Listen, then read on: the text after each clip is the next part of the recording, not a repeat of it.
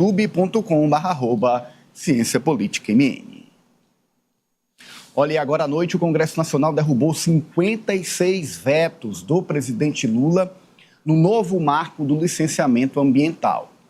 Isso significa que as mudanças propostas pelo governo para a área ambiental no país, elas não serão seguidas. Foram derrubadas. Vamos ver qual foi o placar? Põe então a cartela para a gente ver. Na Câmara dos Deputados e no Senado. Lembrando que o não acolhe o veto do presidente Lula e lembrando que o sim acolhe o veto do presidente Lula. Foi aprovado no Congresso, foi para o presidente Lula. O presidente Lula vetou esses trechos do licenciamento ambiental. Voltou para a Câmara, voltou para o Senado e o Congresso derrubou os vetos. Disse não para o veto do presidente Lula. Tá aí, Alessio. 295 votos. Votaram sim 167 deputados. No Senado, não, 52 votos. Sim, 15 votos. Então, esse foi o placar no Senado Federal e o placar na Câmara dos Deputados, ou seja, uma expressiva maioria para derrubar o veto. E aí, o que é que esses vetos dizem sobre a nossa lei ambiental? Sobretudo, ampliam as exigências para a preservação ambiental, as exigências para a concessão de licenciamento ambiental. Em resumo, é isso. Essa é considerada uma vitória da bancada ruralista, que derruba os vetos, as novas regras que endurecem a concessão de licenciamento ambiental no país e, portanto, a bancada ruralista não queria isso. E, a partir da derrubada do veto, segue com as regras mais de concessões menos rígidas a partir de agora. Um dos pontos mais polêmicos é o licenciamento por adesão e compromisso. O que é isso?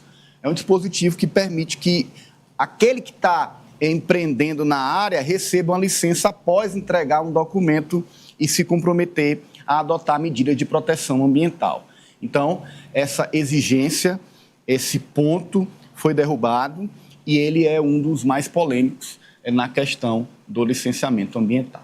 São muitos pontos, muitos detalhes, mas o fato é que o governo promete reagir. A ministra Gleisi Hoffmann disse que o Brasil não pode ficar sem uma regra de licenciamento ambiental que seja clara, que preserve o meio ambiente, que não que barre o avanço do agronegócio, não que barre o avanço da exploração mineral, da exploração no país, mas que seja firme na preservação do meio ambiente. E por isso, admite, inclusive, judicializar a questão. Vai lá, Alessio. Não podemos ficar sem uma legislação de licenciamento ambiental. Com certeza veremos o que é possível fazer por uma legislação que seja por parte do Executivo. Decreto, portarias. Vamos estudar, inclusive, a possibilidade da judicialização dessa matéria, pela importância e relevância que ela tem para o Brasil. Então, Francis Teixeira, a vitória da bancada ruralista, que quer menos burocracia, que quer menos regras a serem exigidas para concessões ambientais. Em suma, é isso. E o governo promete ir à justiça, inclusive, para derrubar uma decisão do Congresso. Aí bota um poder contra o outro, né?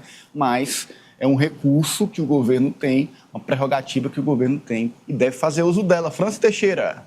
Anís, mais um acirramento nas relações entre os poderes, mas não surpreende esse placar, uma votação massiva a favor da derrubada do veto, porque no momento em que pautas relacionadas ao meio ambiente são colocadas em votação no Congresso Nacional, o placar sempre é muito parecido com esse que foi obtido na derrubada do veto presidencial. Então já se imaginava realmente que isso ocorreria independente da situação atual do governo com o Congresso Nacional. Claro que você tem os presidentes da Câmara e do Senado, Hugo Mota e Davi Alcolumbre, nesse momento atuando contra o governo Lula e colocando em pauta as chamadas pautas bombas, No entanto, quando se fala na bancada ruralista, quando se fala em agronegócio, independe da relação do governo com o Congresso Nacional. Então, mesmo que a relação estivesse positiva nesse momento,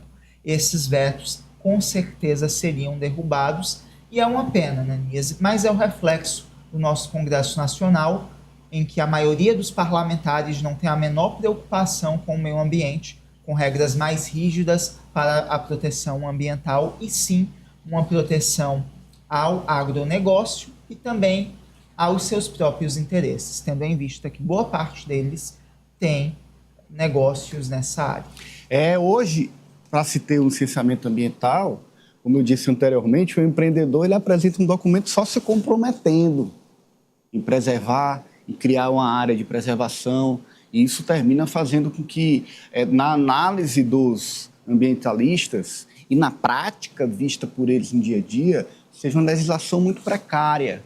Não é uma garantia de que aquilo vai ser seguido, é só um termo de comprometimento, um termo de adesão, e já pode tocar o negócio. Então, o que o governo queria e o que essa nova lei sobre o licenciamento ambiental prevê é um compromisso maior para a concessão desses licenciamentos. Mas, pelo visto, não é o que a Câmara quer. Exigiu e teve, mais uma vez, a força da bancada ruralista apresentada. Você está vendo aí nos votos, é uma bancada de fato forte. E entre esses votos da Câmara dos Deputados, olha só essa. Sabe quem foi que votou? Eduardo Bolsonaro. Olha aí o registro. Votação do dispositivo, tal, aí é o veto, né? Vem nessas... só as letras, só os números, só os artigos, os parágrafos, os incisos, mas estamos tratando aí do mesmo tema, o PL do licenciamento ambiental. E aí está registrado o voto de Eduardo Bolsonaro, do PL, de São Paulo. Ele votou não. No dia de hoje, você vê ali, data da sessão, 27/11/2025. Tipo de votação, cédula. Nem sei como é que pode, né? É registro no CA pendente de homologação, texto do dispositivo vetado. Esse foi o ponto vetado pelo presidente Lula e foi derrubado. É o registro do CA pendente de homologação. E aí o Eduardo Bolsonaro votou lá dos States. Ele que está nos Estados Unidos ainda, né? O presidente do Congresso, Davi Alcolumbre, disse que vai anular esse voto aí, Alessio. Ananias, a bagunça começou daí, né? Porque, na verdade, a bagunça em si já seria o país que sediou agora a COP30 derrubar um veto que protege, de certa forma, o meio ambiente como um todo. Porque, tudo bem, a gente já teve aquela matéria sendo passada no Congresso Nacional, mas o presidente acabou vetando diversos trechos que poderiam aí ajudar na manutenção de matas preservadas, de áreas preservadas, sobretudo na Amazônia, que sediou o evento de defesa climática atual, o maior do mundo, né, que teve ali diversas pautas sendo defendidas e debatidas em Belém. Mas essa presença do Eduardo Bolsonaro é a cereja do bolo, né, de tudo de errado que o Congresso fez durante essa derrubada de vetos, porque foram dezenas de vetos derrubados, sobretudo sobre esse licenciamento ambiental. Então, eu acho que é a cereja do bolo que coroa tudo, mostrar o quanto a Câmara é desorganizada, está bagunçada. Essa votação de hoje confirma, e essa presença do Eduardo na votação é a cereja do bolo. Pode, Kátia? Olha, a gente não sabe se é a bancada internacional, se é a bancada dos foragidos. Uma bancada diferente aqui. Um ambiente muito ruim para o país, um ambiente aí com a previsão de judicialização, um ambiente de insegurança. Com certeza não era a melhor maneira de resolver esse impasse. Quando se coloca aí a questão o que se ampliou, né? A questão da autodeclaração. Né? Sim. Eu declaro que a minha atividade não é prejudicial ao meio ambiente, etc. Se abre uma brecha muito grande.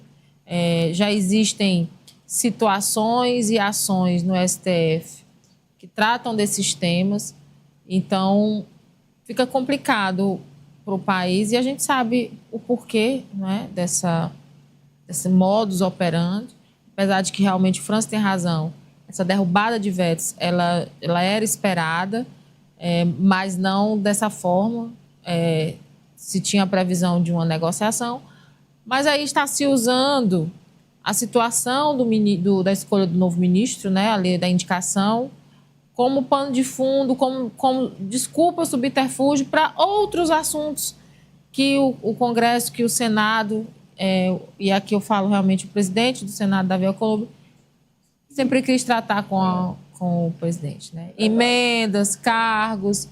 Então, a oportunidade ali abraçou a situação, o modo como foi a indicação, a fome com a vontade de comer, né? A questão é na prática, como é que vai ser, como é que Complicado. está sendo. E sobre Eduardo, a Câmara passou da hora de tomar uma providência, né?